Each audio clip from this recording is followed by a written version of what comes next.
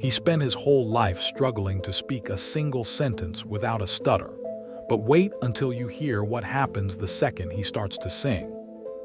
Imagine a room full of music legends suddenly falling into a haunting, heavy silence before a single note is even played. When 19-year-old Jesse stepped onto the iconic American Idol seal in Nashville, the air didn't just feel cold, it felt expectant. Clad in a simple gray and jeans, this Long Island native looked like any other college student, yet he carried a weight that most people his age couldn't possibly fathom. As he stood before Lionel, Bryan, and Underwood, he didn't lead with a song. He led with a confession that stopped the clocks. He spoke of a shadow that had trailed him since elementary school, a persistent, agonizing stutter that had turned his childhood into a series of quiet retreats.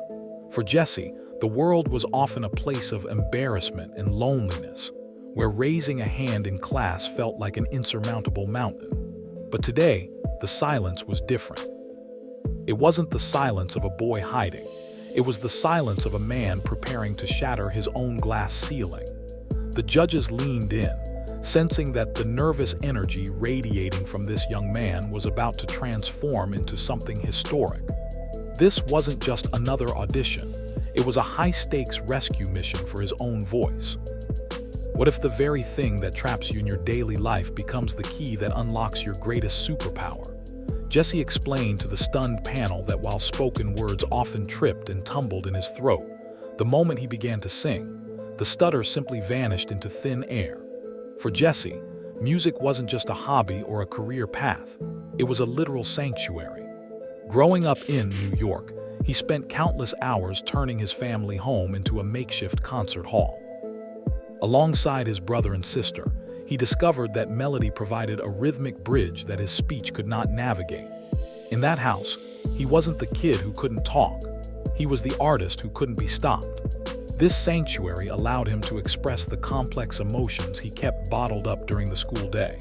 He arrived in Nashville to showcase this miraculous escape, proving that his vocal cords possessed a fluency his conversational speech lacked.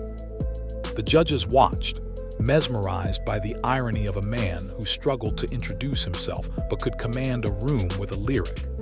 It was a poignant reminder that everyone has a hidden language, and Jesse had finally found the courage to speak his fluently in front of the entire world. Sometimes the strongest motivation isn't personal fame, but the desperate need to be a lighthouse for someone else walking in the dark. As Jesse prepared to sing, he revealed the true heartbeat behind his journey, his younger brother. His sibling also struggles with a persistent stutter, facing the same isolation and silent battles that Jesse fought for over a decade. Jesse didn't just see himself on that stage. He saw a version of his brother watching from home, looking for a sign that their condition wasn't a life sentence. He viewed this national platform as a rare opportunity to become the role model he desperately wished he had during his own lonely elementary school years. By standing in the spotlight, he was effectively telling his brother, and thousands of others, that their voices still carried immense value, even if they came out in fragments. The stakes of the audition were instantly amplified. This wasn't just about a golden ticket anymore. It was about breaking a cycle of shame and replacing it with a legacy of vocal triumph. The judges could see the resolve in his eyes, a determination fueled by brotherly love that transcended the pressure of a televised competition. He was singing for two, carrying the hopes of his family on his shoulders. In the blink of an eye, a hesitant, stuttering teenager vanished, replaced by a powerhouse vocalist who seemed to command the very atoms in the room. With a deep, grounding breath that seemed to pull in all the tension of the audition room, Jesse began his rendition of In the Stars by Boone. The transformation was nothing short of cinematic. The piano melody started softly, but Jesse's voice cut through it with a rich, soaring tone that was startlingly clear. There was no hesitation, no trip of the tongue, and no sign of the young man who had just struggled to speak moments prior. He moved through the verses with a raw, unshielded vulnerability that felt like a direct transmission from his soul to the judge's ears. His choice of song was intentional, as it was a piece he frequently shared with his brother at home, adding an extra layer of emotional resonance to every syllable. The clarity was so profound that it felt like a miracle unfolding in real time. Underwood watched with a fixed, intense focus, while Bryan appeared to stop breathing entirely, captivated by the sheer gravity of the moment. Jesse was no longer just a contestant. He was a force of nature, proving that his spirit was entirely unaffected by the physical limitations of his speech. When he reached the climax of the song, the lyrics became a manifesto of a young man who had spent his entire life holding on to a silent hope. As Jesse belted the line, "I'm still holding on to everything that's dead and gone," the emotional frequency in the room shifted from appreciation to total awe. He wasn't just hitting technical notes. He was in the zone, a psychological state of flow where his past frustrations and future dreams collided. Jesse later described this as almost blacking out, as he poured every ounce of his love for his brother and his newfound confidence into the music. He was effectively bridging the gap between his traumatic past and a brilliant future. The judges didn't see a performer. They saw a human being reaching for the stars and actually grasping them. The song choice acted as a vehicle for his liberation, allowing him to scream his truths without the fear of being mocked or misunderstood.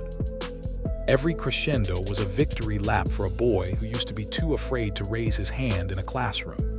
The power in his voice was a testament to years of silent perseverance, finally finding its ultimate outlet. By the time he reached the final notes, the room was vibrating with the energy of a star being born in the most unlikely of circumstances.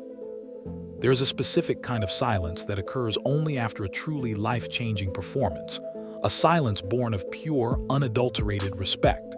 As the final piano chord faded into the Nashville air, Jesse stood still, coming out of his performance zone to a room that felt entirely different than it had 5 minutes prior.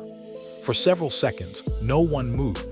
The judges were momentarily paralyzed by the weight of what they had just witnessed. Then, the room erupted. Lionel, Underwood, and Bryan all rose to their feet in a spontaneous, unanimous standing ovation. For Jesse, seeing 3 of the biggest icons in the music industry clapping for him was a surreal validation of his existence. Bryan was the first to stand, his face etched with genuine disbelief and pride. The standing ovation wasn't just for the quality of his singing. It was a salute to his character and the sheer bravery it took to stand on that seal. Jesse's eyes filled with tears as the reality of the moment washed over him. He had entered the room as an underdog with a speech impediment and stood there now as a peer to the legends in front of him. The applause was a thunderous confirmation that his voice was not only heard, but deeply cherished by those who know music best. While the emotion was high, the technical praise from the judges confirmed that Jesse wasn't just a story, he was a world-class vocal talent. Bryan, still visibly moved, admitted that he didn't think he blinked a single time during the entire song. "Man, I'm really proud of you," remarked, his voice cracking slightly with emotion. Lionel, the veteran statesman of the panel, looked at Jesse with a mixture of professional curiosity and grandfatherly pride. "Problem? What problem?" Lionel asked rhetorically, effectively dismissing the idea that Jesse's stutter should ever define his identity again. He pointed out that the only real problem Jesse had now was navigating the massive career that was clearly laid out before him. Underwood, focusing on the artistry, praised his beautiful vibrato and rich tone, noting that his delivery was crystal clear. They weren't just being kind, they were analyzing a legitimate contender for the title. The judges recognized that Jesse possessed a rare combination of technical skill and emotional transparency that is nearly impossible to teach. He had managed to pull them into his story so effectively that they forgot they were on a television set. He was no longer a student from Long Island. He was a recording artist in the making, waiting for his official start. The emotional peak of the afternoon occurred when the professional world collided with the personal, proving that some victories belong to an entire bloodline. After the judges finished their initial critique, they invited Jesse's family, his parents and his siblings, into the audition room to share in the moment. The look of pure, unbridled pride on his younger brother's face was enough to move even the most cynical observer to tears. This was the moment Jesse had envisioned, showing his brother that their shared struggle was not an anchor, but his parents stood by, witnessing their son transform from a quiet, introverted boy into a national sensation. This wasn't just a successful audition. It was a life-changing family milestone that validated every hour spent singing in the shower and every difficult day at school. The judges shared their praise directly with the family, reinforcing the idea that Jesse's talent was a gift to be celebrated. The room was filled with the kind of joy that only comes from collective struggle turning into collective triumph. Seeing his brother's reaction, Jesse knew that he had already achieved his primary goal. He had provided the lighthouse he set out to build, and the light was now shining brighter than any of them could have ever imagined in their home. In the world of American Idol, a small piece of gold paper represents the bridge between a dream and a reality, and for Jesse, it was a badge of courage. With 3 emphatic and enthusiastic yes votes, Underwood smiled warmly and handed Jesse the coveted golden ticket. This piece of paper officially signaled his departure for Hollywood, but it meant so much more than a plain ticket. For Jesse, it was physical proof that his voice was worthy of the biggest stage in the world. As he held the ticket, he reflected on the message he would send to his younger self, the boy who was too scared to speak in class. "The fact that I got this is just proof that everything is working out how it should," he said, his voice now steady and filled with a newfound sense of purpose. He had turned years of silent perseverance into a golden opportunity. The journey from the quiet halls of Binghamton University to the bright lights of Hollywood had officially begun. His story immediately went viral, striking a chord with millions of viewers who saw themselves in his struggle. He wasn't just a contestant anymore. He was a symbol of hope for anyone who felt silenced by their circumstances, proving that your greatest obstacle can indeed become your greatest strength. True success isn't measured by how many rounds you survive, but by how many lives you change while you're standing in the spotlight. As Jesse moved forward into the competition, he became far more than just the singer with a stutter. He utilized his growing platform to partner with organizations like the National Stuttering Association, turning his personal victory into a public service. He spent his time offstage encouraging young people to embrace their unique traits rather than hiding them. "Your stutter is something that makes you. You embrace it," he famously advised in an interview that reached millions. This philosophy became his trademark, turning his perceived weakness into a source of profound connection with his audience.